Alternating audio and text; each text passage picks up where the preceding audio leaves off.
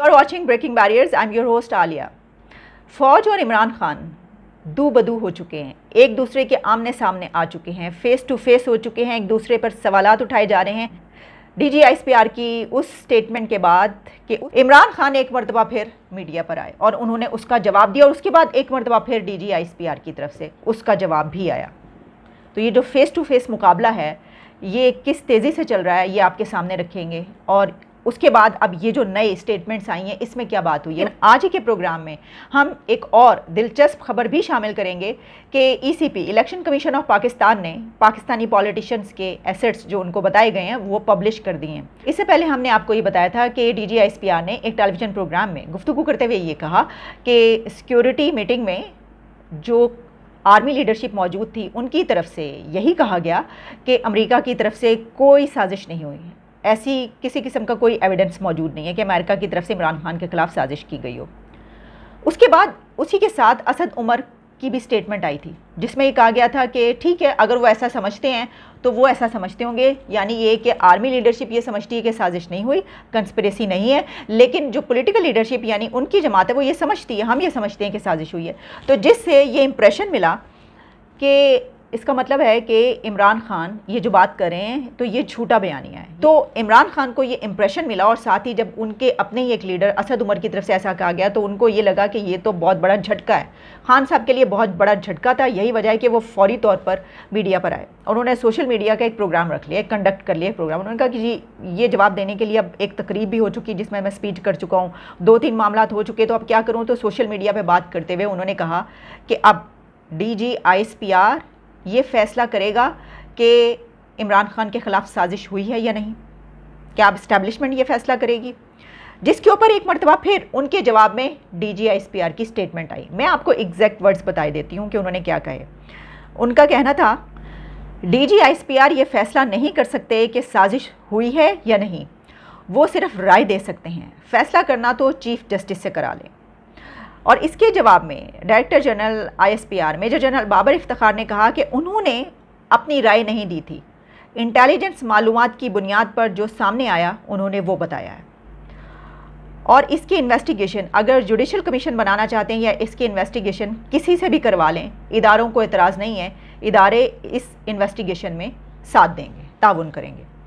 तो अब ये बात सामने आ गई कि जब इमरान खान ये देखा कि वो बिल्कुल ही उनका बयानिया बैठ चुका है, खान साहब जो हैं वो बहुत ज़्यादा पैनिक हो गए और उन्होंने कहा कि अब क्या किया जाए। कि उनके तो अपने पहले शेख रशीद साहब कहते रहे, उसके बाद असद उमर ने कह दिया, DGISPR ने आकर कह दिया, तो अब क्या करें। तो उन्होंने फिर ये सोचा कि फौरी तौर पर इसका जवाब दिया जाए और उन्होंने आते ही ये कहा कि जनाब ये तो जो बात की गई है DGISPR की तरफ से इसको तो हम नहीं मानते, तो अब ये फैसला करेंगे, अगर फैसला करवाना है तो चीफ जस्टिस से करवा लें। तो उन्होंने कहा ठीक है करवा लें, लेकिन क्या जुडिशल कमीशन जब बनेगा तो इमरान खान उसका फैसला मानेंगे।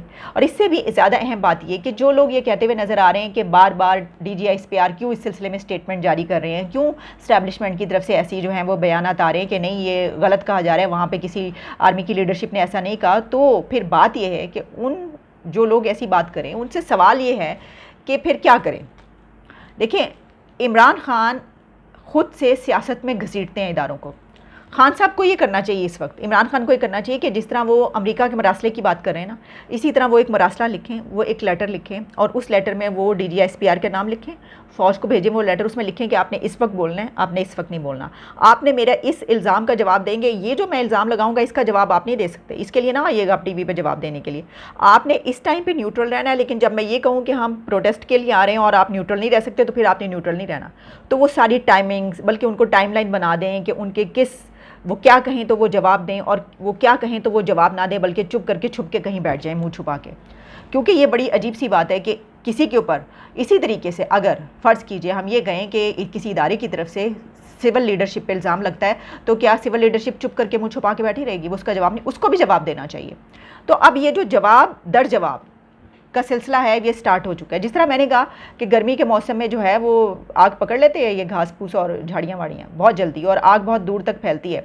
अच्छा जी, इससे पहले कि हम उन असासों पे, एसेट्स पे बात करें जो कि डिक्लेयर किए गए हैं, पहले एक और बम फोड़े देते हैं, और वो ये है कि पेट्रोल की अब तक की तारीख़ में सबसे ज़्यादा जो प्राइस है वो हो चुकी है 233 रुपीज़।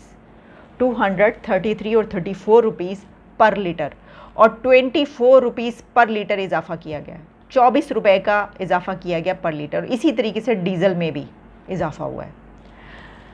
लोग तो मारे जा रहे हैं, लेकिन इसके बाद जो हुकूमत ने कहा है, उन्होंने ये कहा है कि जो वो पेट्रोल के सिलसिले में करना चाहते थे, जो कि IMF करना चाहती थी, वो उन्होंने किया। उन्होंने कहा पेट्रोल की इन कीमतों में, प्राइस में और कॉस्ट में इजाफे के बाद हुकूमत को अब इस सिलसिले में कोई नुकसान नहीं होगा। ये कहना था फाइनेंस मिनिस्टर का। और उन्होंने कहा कि क्योंकि आलमी मंडी में पेट्रोल की कीमतें $120 फ़ी बैरल हैं, तो हम इस वक्त पेट्रोल की कीमत में 24 रुपये फ़ी लीटर नुकसान कर रहे हैं। और जब ये लीटर 24 रुपीज़ 24 रुपये बढ़ा दिए गए, तो फिर वो जो IMF की तरफ से एक प्लान दिया गया, उसके मुताबिक हम उसकी खिलाफ वर्जी जो है वो इमरान खान ने की थी, और उसी को कम करने के लिए अब उसका खुमियाजा हम भुगत रहे हैं। और जो मुआहदे में उनकी वजह से हम जकड़े हुए हैं, क्योंकि अब हमने जो प्लान किया उसके लिए हमें करना पड़ेगा। अब बात करते हैं, इलेक्शन कमीशन ऑफ पाकिस्तान ने, पार्लियामेंटेरियंस ने अपने जो एसेट्स डिक्लेयर किए हैं ECP में, उनको पब्लिश किया है। ये एक रूटीन मैटर होता है, और पॉलिटिशियंस अपने एसेट्स डिक्लेयर करते हैं और बताते हैं कि जनाब हमारा इतना है, ये है। इसमें सबसे अहम खबर ये है कि former prime minister Imran Khan के एसेट्स इस मरतबा डबल से ज़्यादा हो चुके हैं पिछली दफ़ा की निस्बत। 2020 में जो दाखिल किए गए थे, तो इस बार जो उन्होंने एसेट्स डिक्लेयर की हैं वो उसमें रिकॉर्ड इजाफा हुआ है, जबकि प्राइम मिनिस्टर शहबाज शरीफ के एसेट्स में 3 लाख रुपए की कमी हुई है। कुछ तो ऐसे लोग हैं जिनके पास गाड़ी भी नहीं है, कुछ ऐसे लोग हैं जिनके पास बकरियां हैं, कुछ ऐसे लोग हैं कि जिनके बैंक बैलेंस में बिल्कुल कुछ 2, 4, 5, 10 लाख रुपए होंगे। आपको बताए देते हैं तफसीलात कुछ इस तरीके से। इलेक्शन कमीशन ऑफ पाकिस्तान ने ये रिलीज़ किया डेटा, और पार्लियामेंटेरियंस जो हैं उनके कुछ इस तरीके से बताया गया है कि इमरान खान के इस वक्त जो एसेट्स हैं इस वक्त वो 142.1 मिलियन बताया गया है उनकी वर्थ। और इसके अलावा इनहेरिटेड उनके हाउसेस भी हैं, जमान पार्क में और मियाँ वाली में और भक्कर में भी। और बनी गाला का जो है वो 300 कैनाल हाउस, वैसे तो हमने ये पता चला था कि वो 400, 500, 600 कैनाल तक उसकी ज़मीन बताई जाती है, लेकिन इसमें यह है कि उन्होंने 300 कैनाल बनी गाला हाउस बताया है। और कंस्ट्रक्शन उसके ऊपर जो की गई 11.4 मिलियन वो भी बताया है। और इसके अलावा जो जमान पार्क है वो भी बताया है, उसकी जो कॉस्ट अराउंड 48.6 मिलियन बताई है। फिर ये बताया है कि 11.9 मिलियन जो है वो 2 अपार्टमेंट्स की उन्होंने इन्वेस्टमेंट की हुई है कहीं पर। और टोटल मैंने आपको बता दिए कि 142.1 मिलियन उनका ये बताया गया है। लेकिन साथ ही उन्होंने अपनी जो बेगम है उनकी बुशरा, उनकी भी कुछ एसेट्स दाखिल किए हैं, जिसमें कि 52 कैनाल ऑफ लैंड है उनकी और पाकपतन में। और फिर इसके अलावा 379 कैनाल उनकी लैंड है पीर गनी में। फिर 267 कैनाल एक और जगह पे उकाड़ा में हैं। फिर वो उनके she is also the owner of 3 canal house in बनी गाला, ये है। अच्छा, वो 458 कैनाल कहाँ पर जाएगी, वो जो अलकादरिया ट्रस्ट में हुई है, मिली है मलिक रियाज की तरफ से, वो पता नहीं, हो सकता है अगली दफ़ा कहीं पर वो नज़र आए। ये हुए हैं इमरान खान के बारे में ये। तो अगर इस तरह से देखा जाए तो इमरान खान के पास कोई 14 करोड़ 21 लाख रुपए की मालियत से ज़्यादा असासे मौजूद हैं एसेट्स। और ये रिकॉर्ड इजाफा है क्योंकि 2020 में उन्होंने 8 करोड़ के एसेट्स अपने ज़ाहिर किए थे। लेकिन इसमें इन्होंने ये बताया है कि उनके पास जो है वो 4 बकरियाँ भी हैं और उनकी जो मालियत है वो 2 लाख रुपए। अच्छा, ये पिछली दफ़ा भी जब एसेट्स इन्होंने किए थे डिक्लेयर, तो उसमें भी 4 बकरियाँ थी। पता नहीं है वही वाली बकरियाँ, ये कोई नई बकरियाँ ली गई हैं। 2 लाख रुपए उनकी मालियत है। और इसी तरीके से जो उनका फर्नीचर है 5 लाख रुपए उसकी मालियत है। अब देखिए, और उनके पास गाड़ी कोई नहीं है इमरान खान के पास, ये सब डिक्लेयर किया गया। ना गाड़ी है, 2 बकरियाँ हैं 4 लाख की, और जितना करोड़ बनता है वो मैंने आपको बता दिया। और उसके अलावा उनके पास फर्नीचर 5 लाख का, और गाड़ी कोई नहीं है। देखिए, अब हैरत की बात है कि इमरान खान तब से लेकर अब तक, यानी सियासत में आने से लेकर अब तक, वो जो सबसे बड़ी और महंगी करोड़ों की गाड़ी होती है बुलेट प्रूफ, उसके ऊपर हमेशा नज़र आते हैं। वो तो कोई एक आम अच्छी गाड़ी जो हम कहते हैं कि बड़ी अच्छी गाड़ी है इस बंदे के पास, वो भी तो उनके लिए बहुत ही वो छोटी गाड़ी है, वो हमेशा ऐसी गाड़ियों पर नज़र, लेकिन उनके अपने पास कोई गाड़ी नहीं है। ये भी एक तरीका है रहने का, ठीक है। अब सीखना चाहिए इससे कि आप हमेशा करोड़ों की मालियत की गाड़ी में सफ़र करें, आप प्राइम मिनिस्टर भी बन जाएं और उस दौर में भी कभी भी आपके पास गाड़ी ना हो, ज़ाती गाड़ी ना हो आपकी। अच्छा, इसी के साथ ये जो 5 लाख रुपए का फर्नीचर जाहिर किया गया, देखें आप एक आम से घर में भी जाते हैं ना कहीं, बिल्कुल तो उसमें भी आप कोई फर्नीचर पूरे घर का लें तो आपके 5-10 लाख का तो फर्नीचर आ जाएगा, आम घर में भी 5 लाख का। अब बनी गाला का मैंने आपको बताया कि कितने 300 कनाल बताई गई है, कितने एकड़ और कितने कनाल बताई गई है, 500-600 कनाल बताई जाती है। उसमें सिर्फ अगर उसी के फर्नीचर की बात कर लें तो 5 लाख का फर्नीचर है वहाँ पर। 5 लाख पे तो वहाँ पे शायद एक बेडरूम का सामान या एक बेड की ही कीमत आपको नज़र आए, या किसी टेबल की, या वहाँ पे जो आराइश की गई है। चलिए ठीक है, ओके। बढ़ते हैं आसिफ अली ज़रदारी के एसेट्स की तरफ। आसिफ अली ज़रदारी के एसेट्स की वर्थ बताई गई है 714 मिलियन, 714 मिलियन। ही ओन्स 20 प्रॉपर्टीज़ इन पाकिस्तान, और इसके अलावा इनहेरिटेड उनकी प्रॉपर्टीज़ हैं ये। फिर इसके अलावा 16.6 मिलियन उनका जो है वो आर्म्स है उनके पास, असलहा। उन 16 मिलियन से ज़्यादा का उनके पास असलहा मौजूद है, ये उन्होंने डिक्लेयर किया है। ये सब है। सबसे ज़्यादा जो इस वक्त एसेट्स डिक्लेयर करने की जो वर्थ नज़र आ रही है वो बिलावल भुट्टो की नज़र आ रही है।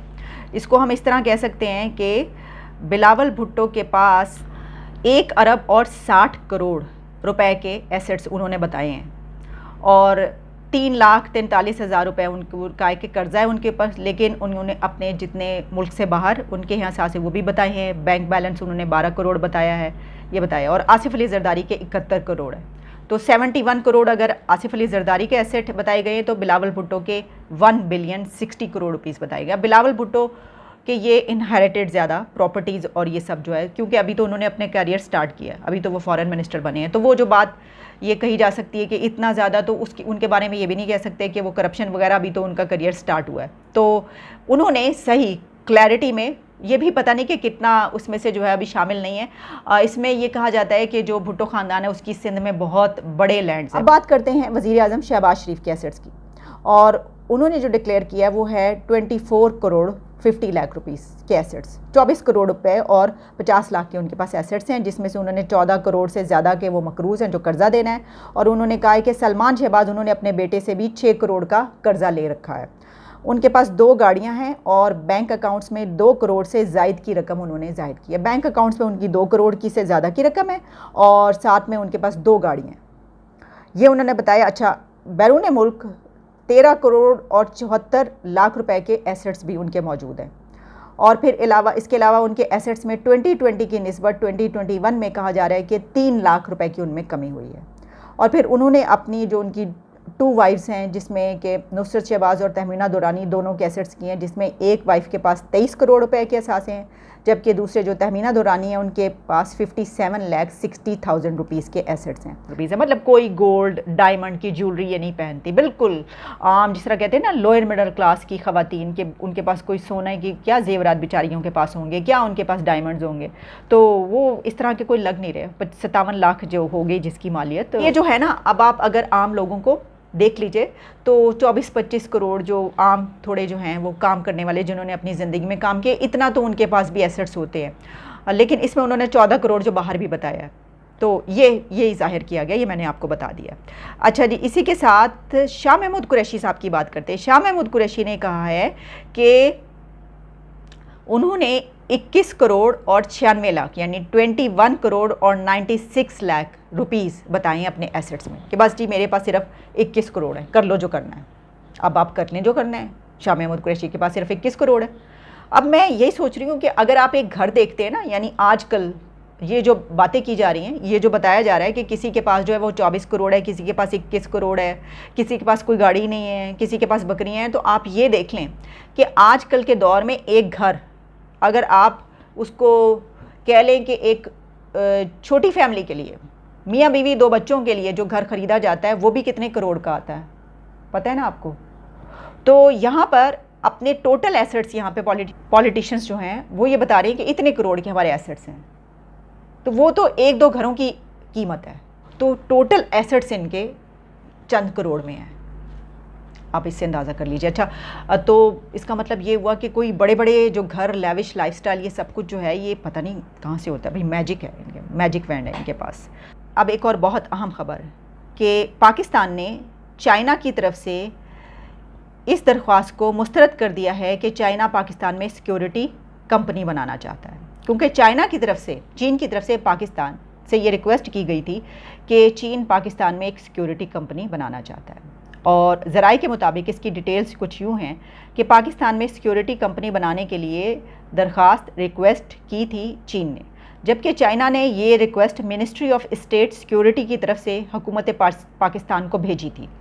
और ज़राए ये बता रहे हैं, सोर्सेज ये बता रहे हैं कि वजारत दाखिला होम मिनिस्ट्री ने चाइनीज़ गवर्नमेंट की इस रिक्वेस्ट पर एतराज़ लगा दिया, ऑब्जेक्शन लगा दिया और ये कहा है कि पाकिस्तान में किसी दूसरे मुल्क की सिक्योरिटी कंपनी खोलने की हम इजाज़त नहीं दे सकते।